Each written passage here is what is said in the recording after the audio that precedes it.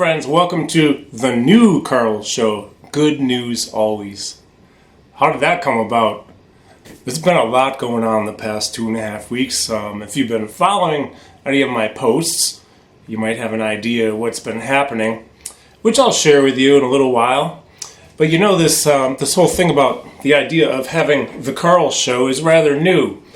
Well, that's not true. The idea is not new, but actually doing it and recording it is new. So this is episode 3. The first 2 episodes, I have to say that I was experimenting, trying to feel myself out. I didn't really know what I was doing, and I decided to just feel it out by actually recording. But at that particular time, I was very frustrated in the first 2 episodes, very frustrated with a lot of things going on in my business, mostly business. And so I think it came through. And when I look at that, well, it is what it is, it was what it was. But guess what? Due to the circumstances happening over the past 2 weeks, I have a completely new outlook on life. And I am the word of the day. We're probably going to have this in every episode. The word of the day is grateful. And I don't know if you can see it, but that's what that says. I am grateful. Why? I'm here on this side of the camera, able to talk to it. I'm alive. I'm on this side of the grass. I'm not 6 feet under. Had a really close call back on May 30th. If you've been following, obviously you know. But I'll give you a little background of some stuff that even if you're following, you probably didn't know. June 1st and 2nd, I was scheduled to teach my Parkinson's regeneration training course in Singapore. And we had this set up since late September last year.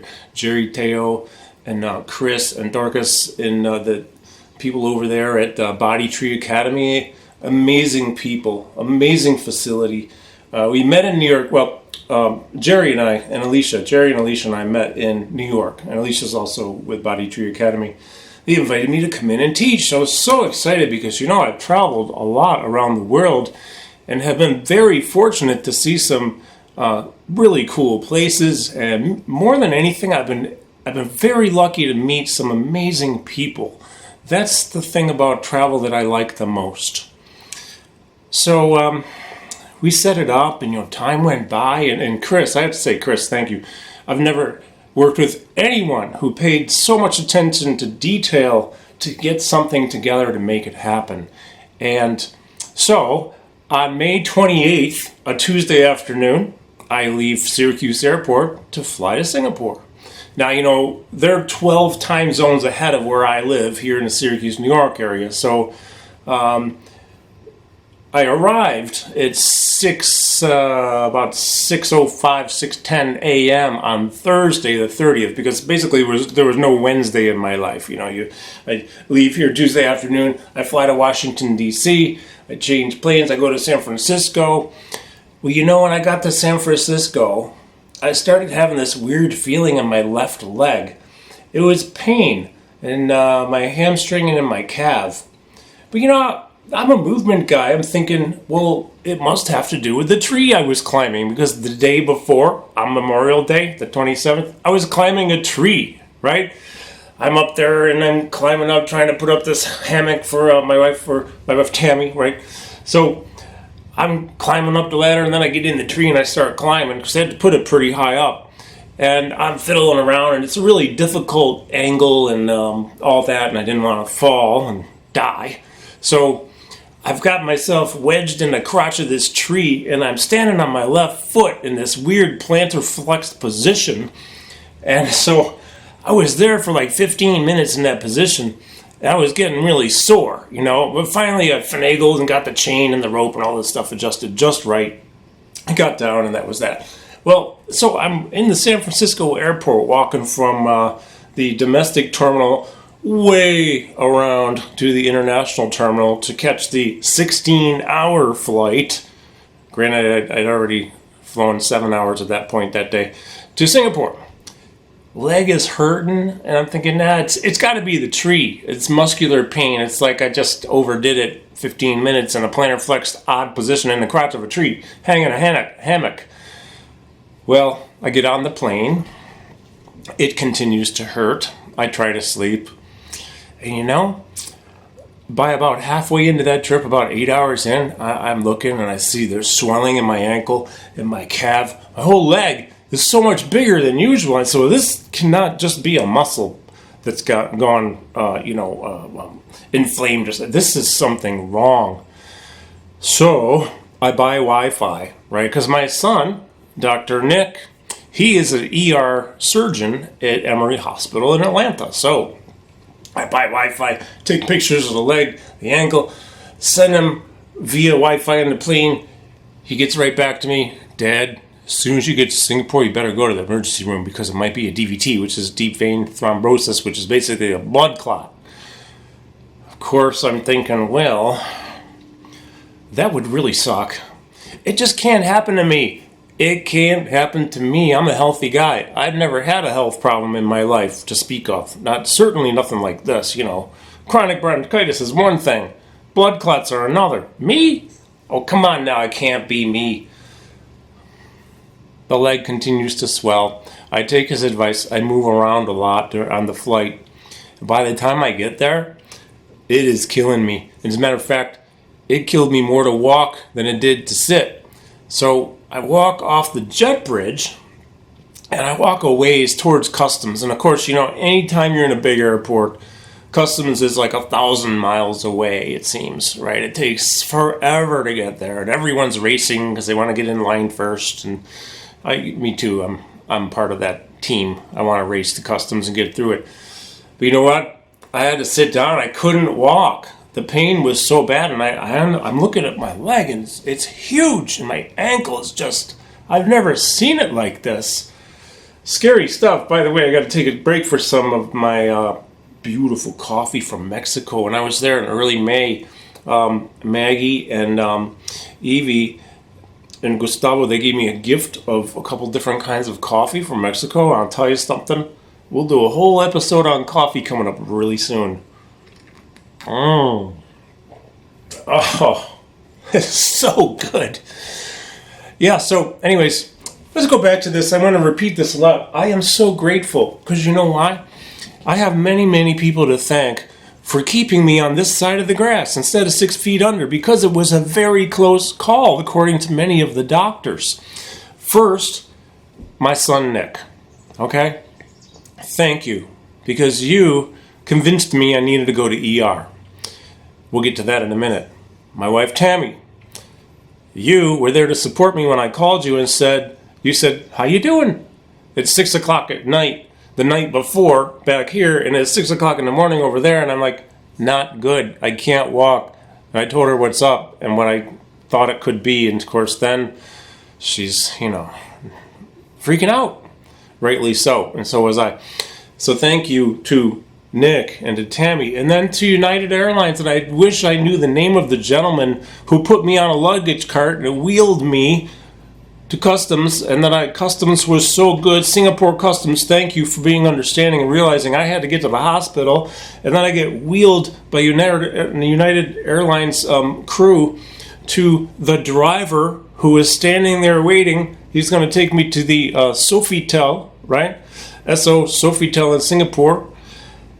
And instead, he took me to Singapore General Hospital, where I was immediately processed and admitted. There was no wait time. There wasn't 5 seconds of wait time. I was processed. I got right in with these two ER doctors. I don't know your names, but I am grateful for you because you did the bedside sonogram. You said, yes, you have blood clots. You have a particularly large one. We're admitting you right now. Thank you for taking me in so fast. So I'm there for 3 days.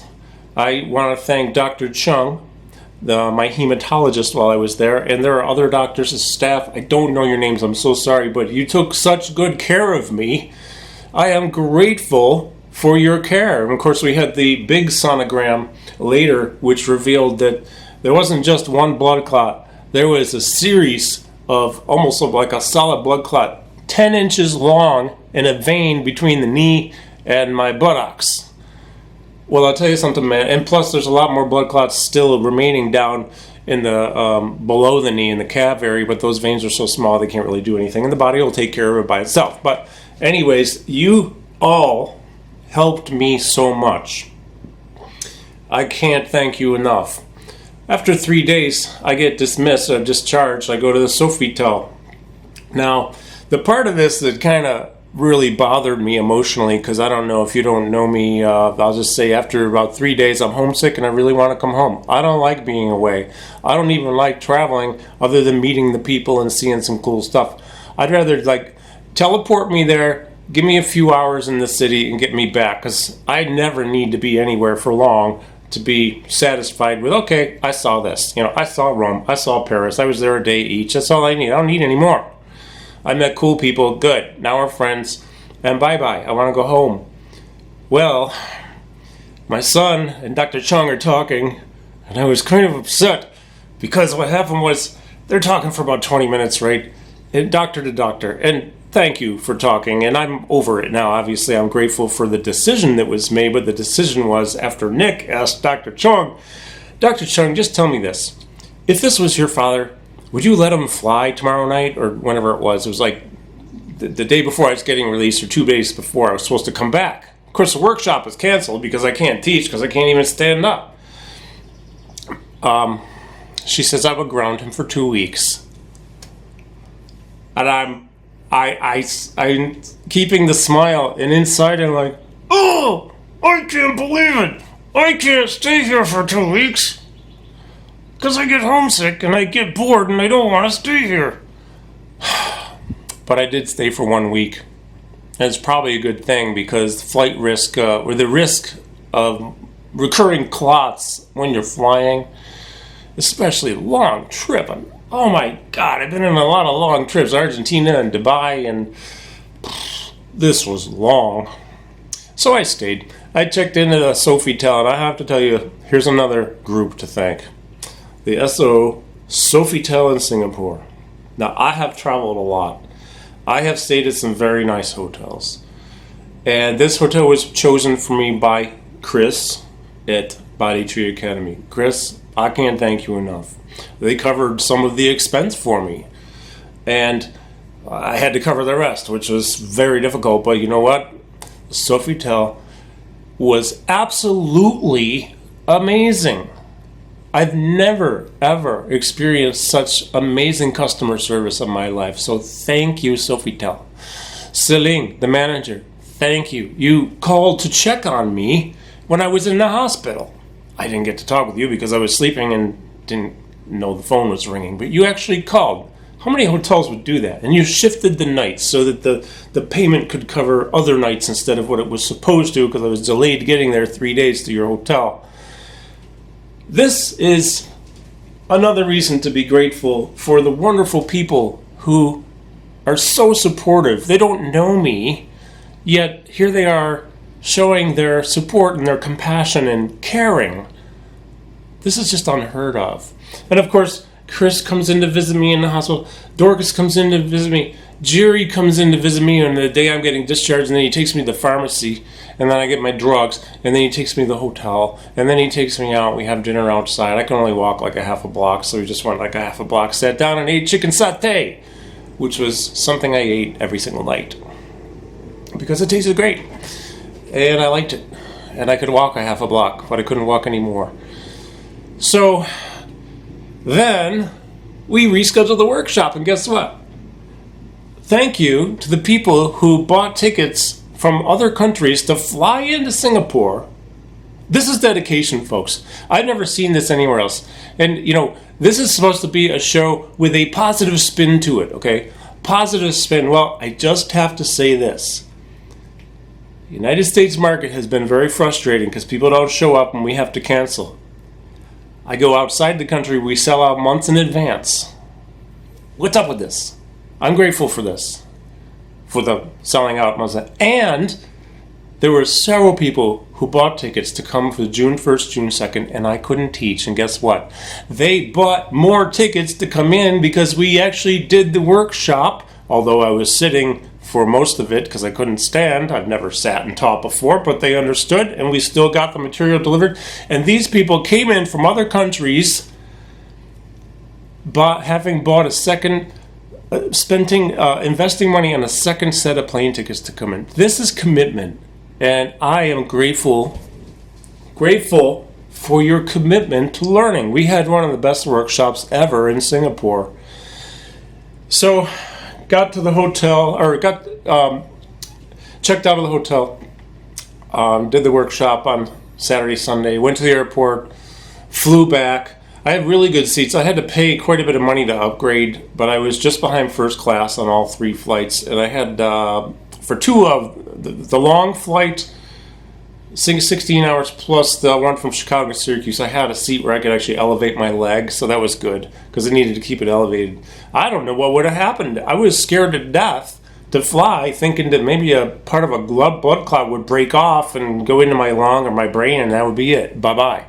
As a matter of fact, well, we'll get to that in a minute. I get back home on Monday morning the 10th, and I have one day at home, but my son, thank you again for calling Upstate Vascular and Heart Surgery, because on the next morning I went in at 7:30, and guess what?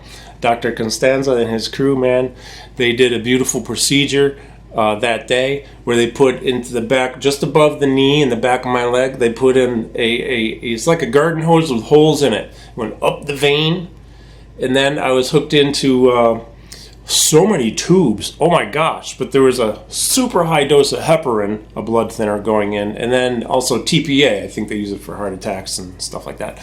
But anyways, 2 blood thinners going into my body, 2 IVs, tubes in my leg, tubes in my arms, and after 3 days there, in intensive care, no less, because of the high risk factor, I got released, and I'm out of the hospital. So Dr. Costanza, the crew, Gonzo was great. He's a comedian. He's also, I think, an x-ray technician of some sort, but they were taking pictures of the veins each day, and then finally on the last day they just pulled that tube out, and probably 90% of the clotting is gone. In the main part, there was about a 10-inch span of massive amounts of clotting. This was not just a DVT, little blood clot where you just go in for outpatient and you're gone, right? This is like overnight intensive care. As a matter of fact, another reason, oops, camera, sorry, okay, my knee hit the thing. Another reason I'm grateful is because both in Singapore Hospital and at Upstate here in Syracuse, New York, the doctors told me this close to not making it, because I was this close to the clotting crossing a certain line. I know it's an iliacus something or other. It could be totally wrong because I was drugged up and I don't remember everything, but that close to having something cross, break off, go into the lung or the brain, and then I'll see you later, like in the next life. And you know what? That didn't happen. Thank you, Nick, again, because if you didn't tell me to go to ER, I probably wouldn't have gone. And I don't know what would happen. But I'm really, really lucky to be here. And the word of the day for me, the word of the week, is grateful. You see it there. Grateful, okay? That is glare, you can't really see it, but that's what it says. So, in retrospect, I've had about 17 days now of being able to reflect and look a little inside and see what's going on with Karl. I have a lot of changes coming up in my business. I won't be traveling anymore. I can promise you I will not travel. I didn't even want to. In fact, Singapore was my last big trip of the year. Then I was supposed to be in Atlanta teaching, which right now, Russ Parker, Ruben Latavia, and Stuart Gillespie are teaching in Atlanta for me because I couldn't go. I can barely walk at the moment. So this is a time of change for me. It's very important to change a lot of things, and it certainly caused me to change my attitude and my outlook. I feel like I'm so lucky to have a new lease on life, a new beginning. And so everything's changing. So as far as the courses go, Parkinson's regen courses, we will have them. I just won't be traveling to do them. And I will announce the new plans of where they will be, mostly here in Syracuse. You want to come and take it, you buy a ticket, come and see us. We'll have dates set up throughout the year, and you can come and you can get your information here. And it's going to be 3 days, not 2. 3 days, not 2, because we have so much to pack in. So, the Karl Show is something that I've wanted to do for a long time, and as I mentioned back in the beginning, I was trying to feel it out and see, what direction what do I want the message to be. It started to go down kind of this pathway of complaining about some things. But, there are things that bother me in life. I'm not saying that it's going to be 100% good news, but I'll take something. If I say something that's on the negative side, I'm going to turn it into a positive. I'm going to come up with a positive thing to say after I say the negative. For example, drivers. Yeah, the drivers piss me off. Especially the drivers who don't get out of the way of emergency vehicles. I mean, come on, people. Look in the rearview mirror. Pay attention to your surroundings and get the hell over on the side of the road and get out of the freaking way, because it could be a loved one who might need to get to the hospital, because maybe they're going to have a blood clot break off and go into their heart or their brain or their lung and they're going to die. Or something else. Okay, so get out of the way. Stop texting and driving. Stop playing with all the fancy stuff on your dashboard now, because, actually I think the cars now have so much stuff on the dashboard which I don't even know if it's illegal to do while you're driving. Some things you can't do because the car won't let you. Then there's other stuff you can do because the car will let you. I know, because I rent cars all the time and I see this stuff and I can't believe the stuff I'm allowed to do and drive at the same time, which is actually worse than texting and driving. If you're manually texting, I can see hands-free. That's a little different story, but still, you need to stay focused. So, stop being distracted driving. And if you're one of those people, I really think the baby boomer population is an issue, because a lot of them are retired and they got nowhere to go and all day to get there. Get out of the way, okay? Just get out of the way. Now, at the same time, I can tell you, because I'm grateful, and I truly am, things like a person pulling out in front of me, it'll still bother me a little bit, but it's not going to bother me the way it used to, because I'm still here to bitch about it. And I'm kind of glad I'm actually really glad I am, except that it doesn't really matter. I have nothing going on the next few months. It's not like I need to be anywhere. So, I'll leave early to get to my appointments, and if people pull out in front of me, well, whatever. At least I planned ahead, and I'm still here to enjoy the ride. But we have a lot of interesting things coming up. I think the new direction for this show is going to be focused on a topic that will offer some type of inspiration and motivation. Okay? I might complain a little bit, but I'll turn it into something positive every single time, because I have learned from this experience, this very close call with going to the other side, that it is not worth it to be disturbed by so many of these things that disturb a lot of the politics. Oh my God, you know what? Here's how I look at it. And I'm not going to tell you where I stand. You probably know, but if you don't, I'm not going to tell you, because it doesn't matter. You know why? Because here's the deal. I still get to wake up in the morning. I get to do whatever the hell I want. I get to run my business. Nobody can tell me what to do. I don't have a curfew. I don't have military on my front yard or on the corner down the road telling me to get in my house. I don't have these issues. Other countries do. Screw the politics. I just don't care. I do, but I don't. It's not worth getting upset over. So I'm not gonna. Drivers being slow. People not getting out of the way when you're limping through the grocery store with a walker and they're just standing there. Whatever. I feel sorry for them because they're so ignorant. But I feel grateful. I feel grateful for me, because I can go to the grocery store.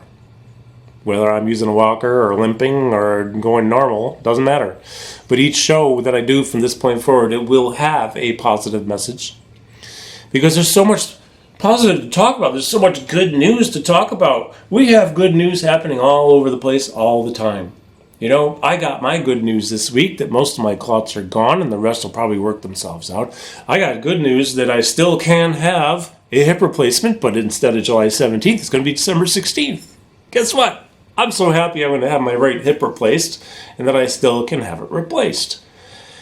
And so today, later on, with the help of a couple people, I've been told, first of all, that I have absolutely no restrictions on my activity by Dr. Constanza, except don't jump out of airplanes and don't get into contact sports where you can get hit and internally bleed, because right now I'm at a high risk of bleeding. In fact, that's why I didn't really shave, because one nick of the razor, it's like a fountain of blood. As a matter of fact, I'll tell you a story.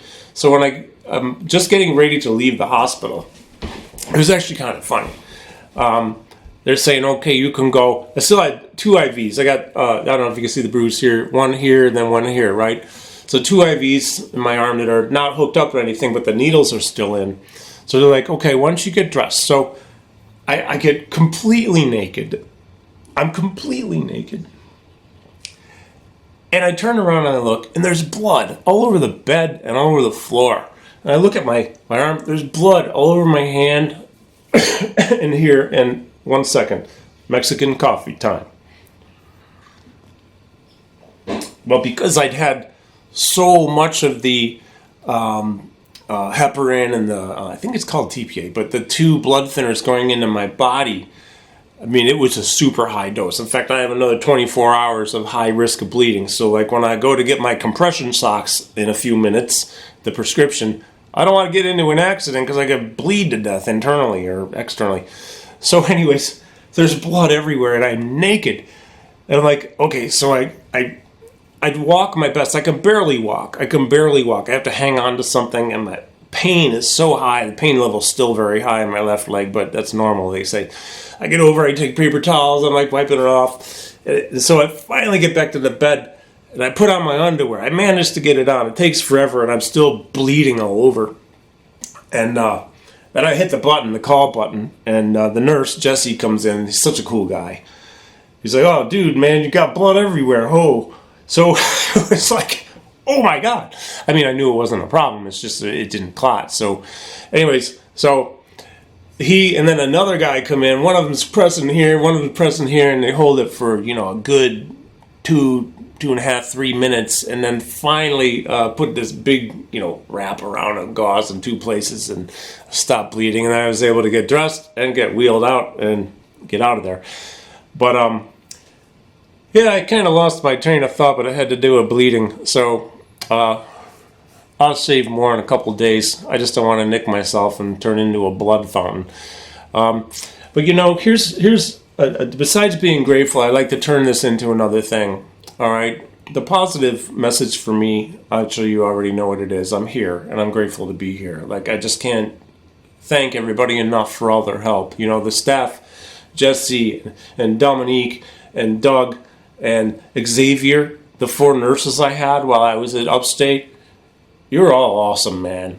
And the doctors at Upstate, the staff, it was so good. And then I had people come to visit me, my dear friend Emily, my dear friend Blythe, and Jerry, the first person I ever worked with who has Parkinson's. He came in, and of course my wife is there, Tammy's there, and Edgar Pagan comes in and he brings me some great reading material. These are such important people to me, and I appreciate the support so much. That just made me feel so good to have you come and see me at a very dark time. I was very angry for a few days. I didn't say that. The first 5 days in Singapore, 3 days in the hospital, and then the first 2 days out, man, I was furious.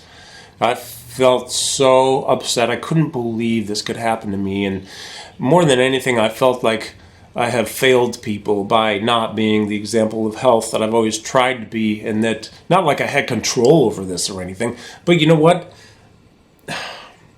I'm getting over it. I still feel a little bit guilty because I feel like I'm stressing people out. I'm stressing out my family and some friends who care about me, but I can't. All I can do is fight back the best I can. And, stream of consciousness, folks. Whoa. So later, I forgot to say that later I'm going to hang up the heavy bag because I'm not restricted on. I can hit the bag. He said I can hit the bag as long as the bag doesn't hit me back. That's the Dr. Constanza, right? So I'm going to hang it out there in the garage. I'm going to go at it, lightly. I'll wear gloves, but it's more about the cardio, not how hard I hit or anything like that. I'm going to try to pick up myself a little speed bag because I love the rhythm of that and the coordination aspect, the different rhythms you can do with a speed bag. and just start to really approach this dietary-wise, fitness-wise, health-wise, and just conceptually as a new beginning where I can beat this thing, okay? Beat this thing.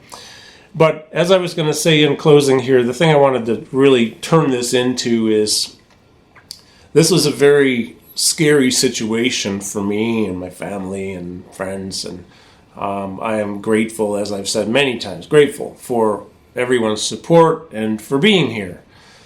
But it's also an opportunity to turn something in negative into a positive. You know, it's not poor me. It was for 5 days. I was pissed, but now it's not poor me anymore. It's, hey, I'm luckier than a son of a gun, and guess what? I'm gonna beat this thing, and I'm gonna be better off and more strong than I ever was in my life before. I'm gonna be boom, boom, boom. Don't mess with Karl, because Karl can't be messed with. Okay, blood clots and all. Watch out, because I'm gonna get rid of you. I'm gonna beat you out of my body. Right? I'm gonna get rid of you. You're gone. You don't dictate my future. I dictate the future. The future is no blood clots, health, good blood flow, good health, and spending time with family and friends, because I've been working so hard. I haven't spent enough time with anybody who I care about, and that has changed already. And it will remain changed, because there's one shot in this particular life. Who knows what happens after you die? Nobody really knows. You can believe whatever you want, but guess what? I know I've got now, and that's all I have. So I'm going to take this now, and I'm going to use it to be grateful for the people who are in my life, who I love, who I like so much, who show their support for me, and who I care for deeply. Spend time with them. Let them know that I care about them, because I think that even if you don't have a health issue, it's a really good idea to maybe tell the people you love how much you love them and how much you care and how important they are to you and what they mean to you. Because maybe you don't have a health problem, but maybe they do. Maybe you won't see them again. You just don't know. And I'm getting pretty deep right now, but you don't know. How many times have you ever had it in your life? And I've had it a few times where you say goodbye to somebody, you plan to see them again, and you never see them again. It happened a couple times with very dear friends, and I wish I could go back and say something different, because all I said was, hey, I'll see you later.